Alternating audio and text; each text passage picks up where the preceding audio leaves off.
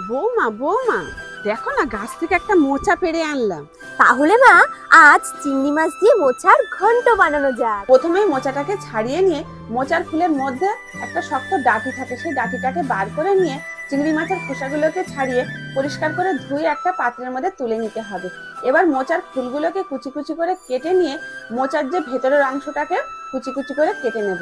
আলুটার খোসা ছাড়িয়ে আলুটার টুকরো টুকরো করে কেটে নেব। এবারে সমস্ত উপকরণগুলো একে একে রেডি করে নিয়েছি।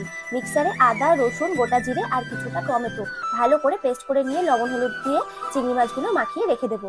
কড়াইতে পরিমাণ মতন সর্ষের তেল দিয়ে তেলটা গরম হয়ে এলেই চিংড়ি মাছগুলো প্রথমে ভালো করে এপিট ওপিট করে ভেজে নেব।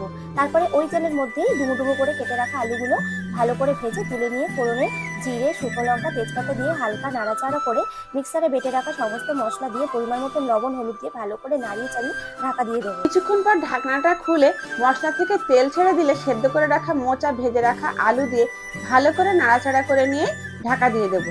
আবারও কিছুক্ষণ পর ঢাকনাটা খুলে ভেজে রাখা চিংড়ি মাছ, কয়েকটা চেরা কাঁচা লঙ্কা দিয়ে ঢাকা দিয়ে দেবো। কিছুক্ষণ পর ঢাকনাটা খুলে পরিমাণ মতো চিনি দিয়ে দিতে হবে।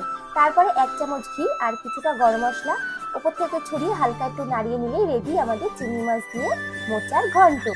চলো বৌমাকে এবার একটু টেস্ট করানো যাক। কেমন, ভালো তো? দারুণ।